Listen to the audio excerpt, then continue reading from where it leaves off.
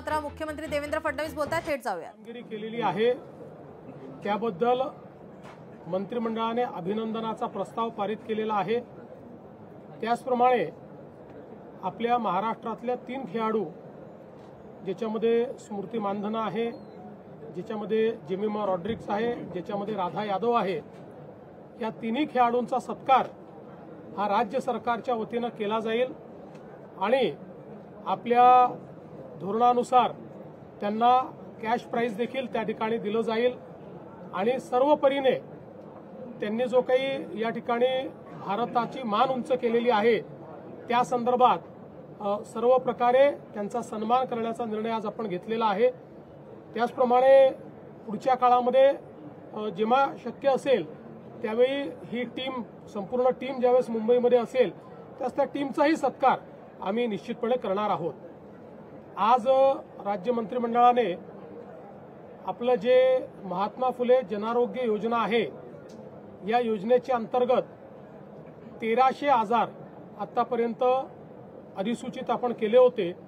आज जवळपास त्याच्यामध्ये वाढ करून 2399 म्हणजे 2400 आजारांकरता आपण त्या ठिकाणी या योजनेच्या अंतर्गत मान्यता दिलेली आहे। किंवा आता 2400 म्हणजे 2399 आजाराकरता 5 लाखापर्यंतचा सगळा खर्च हा सर्व नागरिकांकरता या योजनेच्या अंतर्गत केला जाईल आणि काही आजार असेही चिन्हित केलेले आहेत की ज्यामध्ये अधिकचा खर्च आहे। असे जे आजार आहेत त्याही आजारांमध्ये चिन्हित आजारांमध्ये 10 लाख किंवा त्यापेक्षा जास्त खर्च देखील देण्याचा निर्णय हा राज्य सरकारच्या वतीनं घेण्यात आलेला आहे।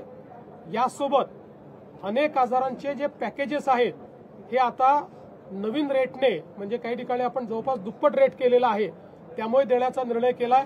यामुळे हॉस्पिटल्सची मागणी देखील मोठ्या प्रमाणात पूर्ण होणार आहे आणि महाराष्ट्रातल्या गोरगरिबांना पूर्णपणे त्या ठिकाणी मोफत आणि चांगल्या पद्धतीचा उपचार मिळण्याच्या संदर्भातला मार्ग खुला झालेला आहे। काल परवा जी काही आपल्या पुणे जिल्ह्यामध्ये बिबट्याच्या माध्यमातून जी काही मृत्यूची घटना झालेली आहे अतिशय दुर्दैवी अशा प्रकारची घटना आहे। एकीकडे काही भागांमध्ये वाघाच्या माध्यमातून आणि विशेषतः या भागामध्ये तर बिबट्याच्या माध्यमातून खूप मोठ्या प्रमाणात अशा प्रकारच्या घटना घडतायत। मुळात एक अंदाज असा आहे की जवळपास 1300 बिबट त्या ठिकाणी आता पूर्ण म्हणजे पुणे जिल्हा असेल, लगतचा नगर जिल्हा असेल, या सगळ्या भागांमध्ये आज त्यांचं विचरण चाललेलं आहे आणि म्हणून या ठिकाणी आता आम्ही केंद्र सरकारशी चर्चा करतो आहोत। आता माझं प्राथमिक बोलणं आलं आणि मी आता परत केंद्रीय वनमंत्री मोदयांची चर्चा करतो आहे। या संदर्भात वळसे पाटील साहेब देखील माझ्याकडे आले होते। वळसे पाटील साहेबांनी देखील त्या ठिकाणी अतिशय गंभीरतेनं हा सगळा मुद्दा मांडलेला आहे आणि आम्ही केंद्र सरकारला विनंती करणार आहोत की एकीकडे हे बिबटे जे आहेत हे काही प्रमाणात पकडून आणि ज्या ठिकाणी रेस्क्यू सेंटर्स आहेत त्या ठिकाणी ते देण्याची आम्हाला त्यांनी परवानगी द्यावी आणि त्यासोबत मोठ्या प्रमाणात स्टरलायझेशनचा प्रोग्राम हा देखील जे काही प्रचलित धोरण आहे त्या धोरणाप्रमाणे केंद्र सरकारची परवानगी घ्यावी लागते तशा प्रकारची परवानगी आम्हाला द्यावी। कारण आता जो काही आपल्याकडे जंगलाचा किंवा बाकी जो एरिया आहे त्याच्या तुलनेत ही संख्या मोठी झालेली आहे आणि म्हणून स्टरलायझेशनचा देखील एक प्रोग्राम हातामध्ये घेण्याच्या संदर्भात आम्हाला त्यांनी परवानगी द्यावी आणि अर्थातच ज्यावेळी एखादा बिबट हा नरभक्षी होतो त्यावेळी आवश्यकता असेल तर त्याला पुट डाऊन करण्याची पण परवानगी दिली जाते। तर अशा सगळ्या परवानग्या त्या ठिकाणी केंद्र सरकारने द्याव्या अशा प्रकारची मागणी करून आम्ही त्यांच्या मदतीने हा जो काही आता एक प्रश्न निर्माण झालेला आहे हाही प्रश्न सोडवण्याचा प्रयत्न आम्ही करणार आहोत।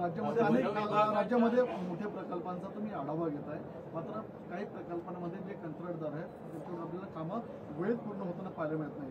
अशा कंत्राटदारांवरती काल तुम्ही असं आहे की 21 प्रकल्पाचा काल मी आढावा घेतलाय जे राज्यातले आणि MMR रिजनमधले महत्त्वाचे प्रकल्प आहेत।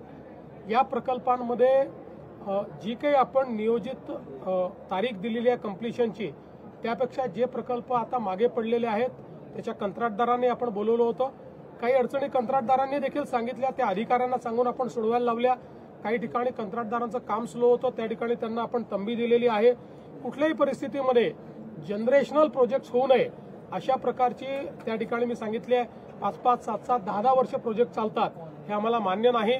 प्रोजेक्ट वेळेत कंप्लीट झाले पाहिजे या दृष्टीनं वॉर रूमच्या माध्यमातून त्याचं टास्क वाईज आम्ही डिव्हिजन केलेलं आहे. प्रत्येक टास्कला किती वेळ लागणार आहे त्या संदर्भातला निर्णय केलेला आहे आणि प्रत्येक टास्कचं मॉनिटरिंग कोण करेल अशा प्रकारची जबाबदारी देखील आपण फायनल केलेली आहे. आणि त्यासोबत ज्या काही अडचणी येतात त्या दूर करण्याची यंत्रणा देखील आपण तयार केली. देवेंद्र जी, आज मंत्रिमंडल में बीसीसीआई में जिस तरीके से महिला खिलाड़ियों ने काम किया उसको लेकर अभिनंदन प्रस्ताव किया गया, क्या चीजें और कैबिनेट में क्या डिसीजन हुआ? देखिए, आईसीसी महिला वर्ल्ड कप में हमारी महिला टीम ने बहुत अच्छी वहां पर प्रदर्शन करते हुए और पहली बार विमेंस आईसीसी वर्ल्ड कप को जीता है और 25 साल तक 3 ही देश इस पर कब्जा जमाए हुए थे. पहली बार एक नया विनर, एक नया विजेता ये विश्व को मिला है. हमारी महिला टीम ने बहुत अच्छा प्रदर्शन किया है. लोकशाही मराठी ऐका, पहा, जागरूक रहा.